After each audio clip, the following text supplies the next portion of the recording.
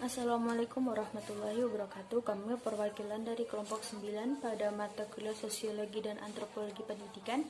Sebelum perkenalkan dulu, kami dari kelompok 9 yang beranggotakan saya sendiri, Endira Malika, dan dua rekan saya yaitu Mbak Siti Rosidatun Nur Afni dan yang satu Mas Wahyu Lutfi Ansori.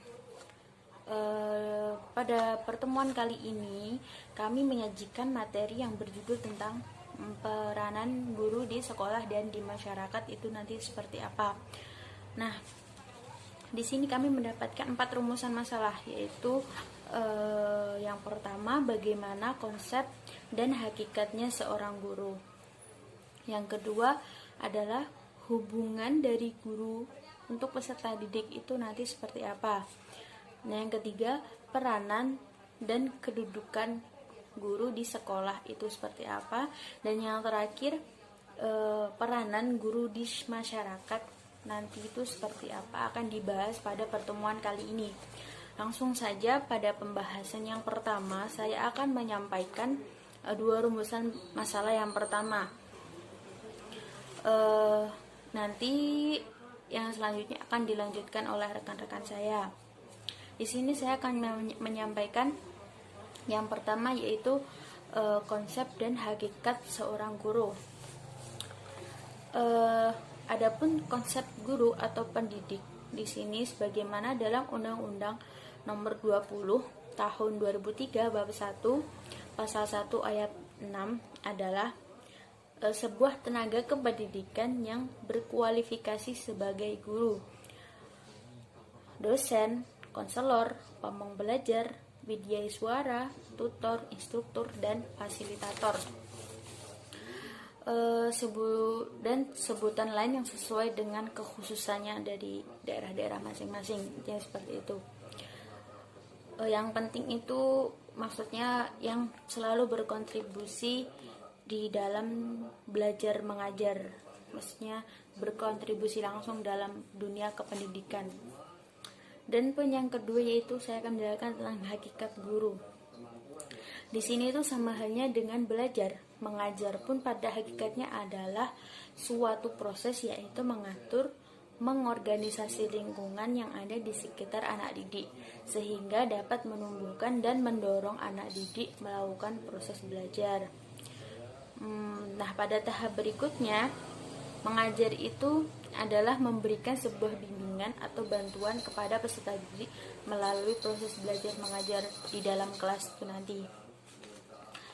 Nah, di sini pada kesimpulan dari hakikat seorang guru, saya akan memberikan 3 poin.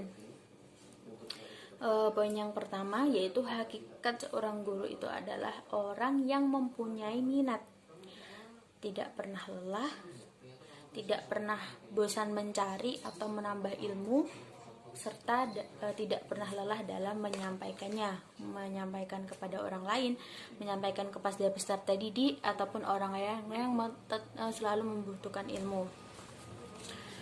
Hakikat yang kedua adalah orang yang berbakat, mempunyai kelebihan dan hasilnya sesuai dengan harapan.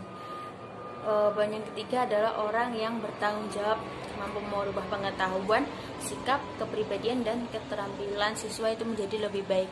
Jadi yang sebelumnya belum mempunyai pengetahuan, kurang mempunyai keterampilan, kurang mempunyai akhlak yang baik, dengan datangnya seorang guru, dengan dibimbingnya seorang guru, diarahkan ataupun ditemani belajar dengan seorang guru, maka akan menjadi lebih baik lagi. Maksudnya lebih terarah, sebagaimana pada dasarnya hakikat seorang insan yang berbudi luhur itu nanti seperti apa. Berikutnya, hubungan guru dengan peserta didik. Di sini hubungannya saya mendapatkan bermacam-macam ya. Dapat dilihat berdasarkan situasi interaksi sosial yang sedang dihadapi guru. Dapat berubah situasi formal maupun situasi informal. Maksud dari situasi formal di sini adalah usaha dalam mengajar di dalam kelas itu harus sanggup menunjukkan kewibawaannya. Ini masuk dalam formal. Artinya hubungannya di sini tuh guru harus mampu mengendalikan, mengatur, dan mengontrol sikap peserta didik dalam cakupan kelas. Berikutnya situasi informal. Di sini guru itu dapat diposisikan menjadi guru sebagai pengajar, guru sebagai pendidik, guru sebagai teladan, dan guru sebagai motivasi. Mungkin itu yang dapat saya sampaikan. Kurang lebihnya mohon maaf. Rumusan masalah yang selanjutnya akan disampaikan oleh rekan saya. Baiklah, saya akan melanjutkan presentasi yang telah dilakukan oleh rekan saya. Di sini saya akan menjelaskan tentang kedudukan dan peranan guru di sekolah. Kedudukan guru adalah pengajar dan pendidik untuk mendidik peserta didiknya. Berdasarkan kedudukannya, guru harus menunjukkan contoh perilaku yang baik. Guru sebagai pendidik dan pembina generasi muda harus menjadi teladan di dalam maupun di luar sekolah. Dalam masyarakat, guru orang yang lebih tua daripada muridnya, maka berdasarkan usianya ia mempunyai kedudukan yang harus dihormati. Karena guru juga dipandang sebagai pengganti orang tua. Hormat anak terhadap orang tuanya sendiri harus pula diperlihatkan terhadap gurunya, dan sebaliknya guru harus pula dapat memandang murid sebagai anak. Peranan guru di sekolah juga ditentukan oleh kedudukannya sebagai orang dewasa, yakni pengajar dan pendidik. Berikut adalah peranan guru di sekolah, antara lain. Yang pertama, guru sebagai media, artinya guru dapat berperan baik dalam penguasaan materi, kurikulum yang dipakai, metode pembelajaran, dan lain sebagainya. Yang kedua, guru sebagai penguji. Artinya, ia melakukan penilaian atau evaluasi terhadap perkembangan hasil belajar murid-muridnya. Yang ketiga, guru sebagai orang yang disiplin. Seorang murid harus tunduk dan patuh terhadap otoritas gurunya. Dengan kata lain, seorang guru harus memiliki kedisiplinan sehingga bisa menjadi tauladan siswanya dalam menegakkan sikap kedisiplinannya. Yang keempat, guru sebagai orang kepercayaan. Seorang guru di sekolah hendaknya menjadi orang yang dapat dipercaya, baik dari kata-kata maupun tindakannya. Apa yang dikatakan dan dilakukan oleh guru akan menjadi contoh bagi muridnya dan dianggap sebagai kebenaran yang harus diteladani. Yang kelima, guru sebagai pengenal kebudayaan. Seorang guru diharapkan dapat memperkenalkan dan menanamkan nilai kebudayaan yang ada di masyarakat. Nilai-nilai dan norma budaya dari masyarakat yang dijunjung tinggi dan dijaga keberadaannya. Yang keenam, guru sebagai pengganti orang tua. Di sekolah, para guru berperan sebagai pengganti orang tua. Atau dengan kata lain, guru adalah orang tua kedua di sekolah. Sehingga semua yang berkenaan dengan murid merupakan tanggung jawab guru, terutama terhadap hal pengetahuan, keterampilan, pembentukan pribadi, keamanan, dan keimanan. Peran guru menurut Pulias dan Young, Manan, serta Yelland dan Weinstein dapat didefinisikan sebagai berikut. Yang pertama, guru sebagai pendidik. Guru adalah pendidik yang menjadi tokoh, panutan, dan identifikasi bagi peserta didik dan lingkungannya. Oleh karena itu, guru harus memiliki standar kualitas pribadi tertentu yang mencakup tanggung jawab, mandiri, dan kedisiplinan. Yang kedua, guru sebagai pengajar. Guru membantu peserta didik yang sedang berkembang untuk mempelajari sesuatu yang belum diketahuinya, membentuk kompetensi dan memahami materi yang dipelajarinya. Yang ketiga, guru sebagai evaluator. Kemampuan yang harus dikuasai guru sebagai evaluator adalah memahami teknik penguasaan atau evaluasi, baik tes maupun non-tes, yang meliputi masing-masing teknik, karakter, prosedur pengembangan, serta cara menentukan baik atau tidaknya dari berbagai segi validitas, reliabilitas, daya beda, dan tingkat kesukaran soal. Yang keempat, guru sebagai kulminator. Guru adalah orang yang mengarahkan proses belajar sehingga bertahap dari awal hingga akhir. Dengan rancangannya, peserta didik akan melewati tahap kulminasi yang memungkinkan setiap peserta didik bisa mengetahui kemajuan belajarnya. Yang kelima, guru sebagai pribadi. Sebagai individu yang berkecimpung dalam pendidikan, guru memiliki kepribadian yang mencerminkan seorang pendidik. Ujian terberat bagi guru dalam kepribadian ini adalah rangsangan yang memancing emosinya. Kestabilan emosi sangat dipengaruhi dalam membentuk latihan mentalnya. Sebagai pribadi yang hidup di tengah-tengah masyarakat, guru perlu memiliki kemampuan untuk berbaur dengan masyarakat melalui kemampuan yang dimilikinya. Menurut Ki Hajar Dewantara, peran guru yakni yang pertama, engarso sing tulodo. Artinya, apabila ada di depan, maka harus dapat memberikan contoh hal-hal yang baik. Yang kedua, ing mado mangun karso.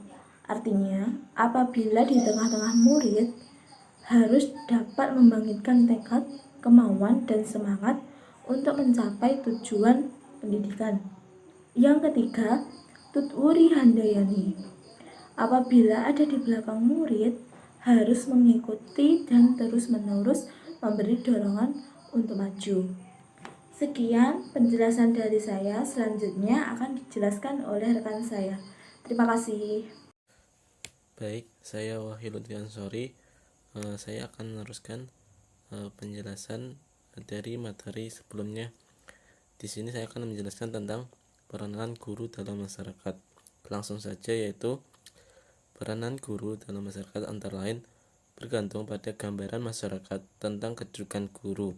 Kedudukan sosial guru berbeda dari negara ke negara, dari zaman ke zaman. Di negara kita, kedudukan guru sebelum Perang Dunia Kedua sangat terhormat karena hanya mereka yang terpilih dan memasuki lembaga pendidikan guru. Hingga kini citra tentang guru masih tinggi, walaupun sering menurut yang diceritakan yang tidak selalu sejujur dengan kenyataannya. Sebenarnya peranan itu juga tidak terlepas dari kualitas pribadi guru yang bersangkutan serta kompetensi mereka dalam kerja. Pada masyarakat yang paling menghargai guru pun akan sulit untuk berperan banyak dan mendapat kedudukan sosial yang tinggi jika seorang guru tidak memiliki kecakapan dan kompetensi di bidangnya. Ki Hajar Dewantara menggambarkan peranan guru sebagai stakeholder atau tokoh panutan dengan ungkapan-ungkapan ing ngarso su ing tulodo ing madya mangan karso tutwuri handayani. Di sini tampak jelas bahwa guru memang sebagai pemeran aktif dalam keseluruhan aktivitas masyarakat secara holistik atau secara keseluruhan.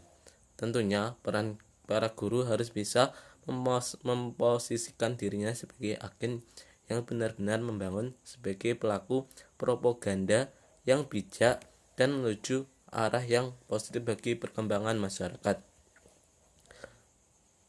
Selain itu, karena kedudukannya istimewa itu, masyarakat mempunyai harapan yang tinggi tentang peranan guru. Harapan itu tak hanya dapat diabaikan oleh guru, bahkan dapat menjadi norma yang turut menentukan kelakuan guru.